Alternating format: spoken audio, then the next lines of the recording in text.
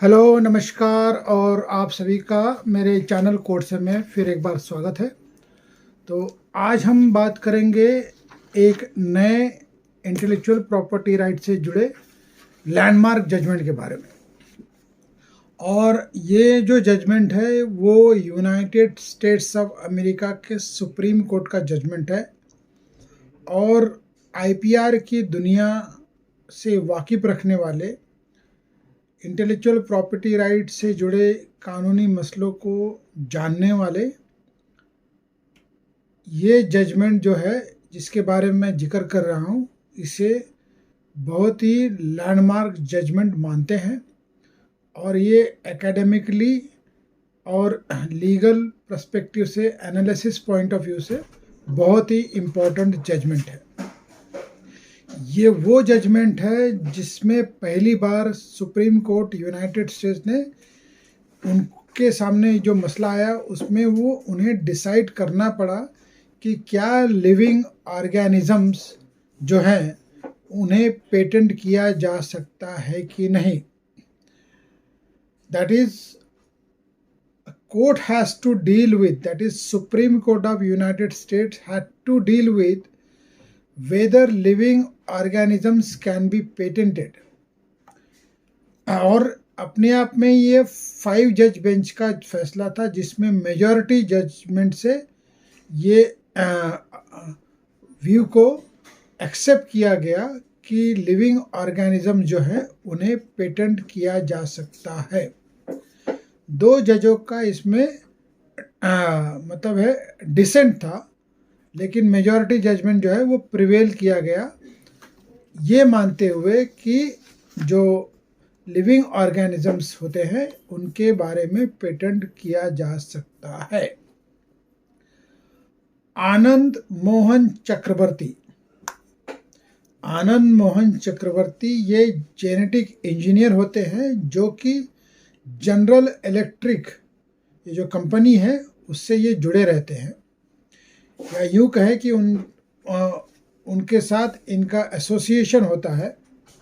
वहाँ पे वो एज ए जेनेटिक इंजीनियर काम करते होते हैं। तो उन्होंने एक बैक्टीरिया डेवलप किया जिसे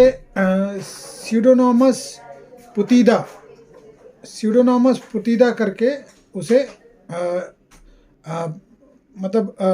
नॉमेनक्लेचर दिया गया। ये जो है स्यूडोनोमस पुतिदा, ये जो बैक्टीरिया है वो अपने आप में इसका जो क्रूड ऑयल होता है उसको स्पिल करने के लिए उसका उपयोग किया जाना था। ये उसका बेसिक जो है यूटिलिटी था। अब 1972 में जो है आनंद मोहन चक्रवर्ती जो है वो यूएस पेटेंट ऑफिस में कंट्रोलर ऑफ पेटेंट के सामने एप्लीकेशन फाइल करते हैं पेटेंट के लिए, और जो पेटेंट है इस बैक्टीरिया के लिए वो एप्लीकेशन करते हैं। यूएस पेटेंट ऑफिस जो है वो इससे कंकरेंस नहीं रखता, वो कहता है कि लिविंग ऑर्गेनिज्म का पेटेंट नहीं हो सकता, जो कि वहाँ उनके एक्ट के रूल और कोडिफिकेशन के अंदर जो लिविंग ऑर्गेनिजम्स हैं उन्हें पेटेंट नहीं किया जा सकता। वो कोड 101 टाइटल 35 जो सुप्रीम कोर्ट वहाँ के पेटेंट का कोड है उसके तहत उसे बार किया गया था। प्रोविजन इस तरह से था, whoever invents or discovers any new and useful process, machine, manufacture or composition of matter or any new and useful improvement thereof may obtain a patent, therefore subject to the condition and requirement of this title। तो bacteria जो था ये living organism करके आता था, जिसके patent के लिए आनंद मोहन चक्रवर्ती अप्लाई करते हैं पेटेंट कंट्रोलर के सामने यूएस में। अब जो है वो पेटेंट कंट्रोलर जो है इसे डिक्लाइन कर देता है, और इस डिक्लाइन किए गए ऑर्डर के खिलाफ जो आनंद मोहन चक्रवर्ती है, जो जनरल इलेक्ट्रिक से जुड़े हुए थे, वो जो है अपीलेट बोर्ड में चले जाते हैं। United states court of custom and patent appeal, ये जो बोर्ड है, इसके सामने वो याचिका दायर करते हैं। और इस याचिका में उनका ये प्ली था कि लिविंग ऑर्गेनिज्म को पेटेंट किया जा सकता है उसी कोड के तहत जिसमें ये प्रोविज़न है। अब जो है court of custom patent appeal जो है वो पेटेंट कंट्रोलर का जो डिसीजन होता है जिसके तहत वो डिक्लाइन करते हैं पेटेंट ग्रांट करने से, उसे रिवर्स कर देता है, ये कहते हुए कि microorganisms are alive without legal significance in patent law. इनका जो बेसिक प्ली था पेटेंट कंट्रोलर का था कि माइक्रो ऑर्गेनिज्म को हम पेटेंट नहीं कर सकते, उसको रिवर्स करते हुए ये जो अपीलेट बोर्ड है वो ये चीज़ को होल्ड करती है कि the fact that microorganisms are alive is without legal significance in the patent law, यानी पेटेंट लॉ के अंदर माइक्रो ऑर्गेनिज्म अलाइव है इसका कोई सिग्निफिकेंस नहीं है, और इसलिए जो पेटेंट इन्होंने अप्लाई किया है इस पर्टिकुलर बैक्टीरिया के लिए वो उन्हें दिया जा सकता है, क्योंकि रेफरेंस जिस कोड का किया जाता है उस कोड में अपने आप में ये लिखा गया है, whoever invents or discovers any new and useful process, machine, manufacture or composition of matter or any new and useful improvement thereof may obtain a patent, therefore subject to the condition and requirement of this title। तो जो claim है उसे grant किया जाता है, यानी कि patent जो है वो आनंद मोहन चक्रवर्ती को ग्रांट किया जाता है। अब इसके खिलाफ जो है वो जो वहाँ के पेटेंट ऑफिसर थे जिनका सरनेम डायमंड था, इसलिए ये डायमंड वर्सेस चक्रवर्ती केस से जाना जाता है। सिडनी डायमंड, ये सिडनी डायमंड जो भाई साहब है वो सुप्रीम कोर्ट में अपील फाइल करते हैं, और ये अपील की सुनवाई के बाद में सुप्रीम कोर्ट भी जो है अपीलेट बोर्ड, यानी कि जो the court of custom and patent appeal का जो फैसला था जिसके तहत उन्होंने पेटेंट कंट्रोलर का ऑर्डर को रिवर्स किया और बैक्टीरिया को एज ए लिविंग ऑर्गेनिज्म जो है वो पेटेंट दिया जा सकता है, ये व्यू को हेल्ड किया। उसी व्यू से सुप्रीम कोर्ट अपनी सहमति जताता है, यानी कि कंकरेंस जताता है, लेकिन मेजॉरिटी जजमेंट से ये प्रिवेल होता है क्योंकि 2 जजों का इसमें डिसेंट था। तो ये जो है ये मसला जो है बहुत ही इसकी सराहना भी की गई दुनिया भर में, और इसका क्रिटिसिज्म भी उतना ही हुआ दुनिया भर में। तो ये जजमेंट जो है अपने आप में एक लैंडमार्क जजमेंट कहलाया जाता है। ये 1980 यानी कि 17 मार्च 1980 के दिन इसका जो फैसला आया था, जिस दिन सुप्रीम कोर्ट ने अपीलेट बोर्ड के व्यू से कंकरेंसी रखी। तो उस लिहाज से आज हम 2024 में बैठे हैं, लेकिन लिविंग ऑर्गेनिज्म को पेटेंट दिया जा सकता है, ये अपने आप में एक डेवलप प्रेसिडेंट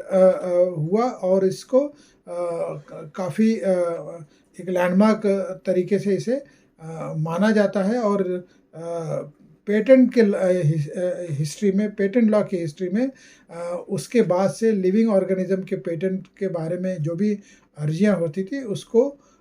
इसी जजमेंट के मद्देनज़र रखते हुए, इसी प्रेसिडेंट को मद्देनज़र रखते हुए, of course case to case basis पे जो फैक्चुअल चीज़ें डिफ़र करती थी उसका भी हवाला लिया जाता था, लेकिन अमूमन पेटेंट ग्रांट कर दिया जाता है और जाता था। ये बायोटेक्नोलॉजी इंडस्ट्री का अपने आप में एक ऐतिहासिक फैसला था, और बायोटेक्नोलॉजी इंडस्ट्री से जुड़े कई लोगों ने इसको काफ़ी सराहा। हालांकि 2 जजों ने इसे डिसेंट करते हुए इसको क्रिटिसाइज़ भी किया, और भी जो एक्सपर्ट्स थे उनका इस पर अपना एक पॉइंट ऑफ व्यू था। सुप्रीम कोर्ट ने जब इसको कंकरेंसी दी पेटेंट अपीलेट बोर्ड के पॉइंट ऑफ व्यू को, तो उनका ये कहना था, जो मैं कोट करता हूँ, the supreme court agreed that a live human-made microorganism is patentable subject matter under 101 and the respondent's microorganism constitute a manufacture or composition of matter within the statute and the patent was granted. यानी कि जो statute का हवाला दिया जा रहा था इससे रिफ्यूज करने का, उसी स्टैच्यूट का हवाला दिया गया, क्योंकि उसमें माइक्रो ऑर्गेनिज्म का जो कॉन्स्टिट्यूशन, मतलब कॉन्स्टिट्यूट जिसे माइक्रो ऑर्गेनिज्म कहा जा सकता है, उसमें मैन्युफैक्चर और कंपोजिशन ऑफ मैटर, ये दो एलिमेंट की नेसेसिटी थी, ये दो एलिमेंट का होना ज़रूरी था। तो ये जो बैक्टीरिया जो था, इसे लिविंग ऑर्गेनिज्म का दर्जा जब दिया गया था या मिला था, जब ये बैक्टीरिया डेवलप किया गया था, जिसके पेटेंट के बारे में आनंद मोहन चक्रवर्ती अप्लाई करते हैं, तो उसको उस कैटेगरी में यानी कि लिविंग ऑर्गेनिज्म कैटेगरी में लाया जा सकता है, और वो इनफैक्ट वो था भी, और इस लिहाज से इस पर्टिकुलर कोड के अंदर इसमें कोई मनाही नहीं थी कि इसे पेटेंट ना दिया जाए। तो उस लिहाज से ये जजमेंट अपने आप में इम्पॉर्टेंट जजमेंट है। और ये जजमेंट आज भी अगर आईपीआर लॉ की बात करें तो लैंडमार्क जजमेंट की कैटेगरी में जब भी आईपीआर लॉ का डिस्कशन होता है, एकेडमिक एनालिसिस होता है, तो ये जजमेंट ज़रूर उसमें इंक्लूड किया जाता है और उसे स्टडी भी किया जाता है और इसे एज अ प्रेसिडेंट यूज़ भी किया जाता है। और ये इस तरह से यूएस सुप्रीम कोर्ट का अपने आप में एक लैंडमार्क जजमेंट था। तो इसी के साथ मैं आज का ये वीडियो समाप्त करता हूँ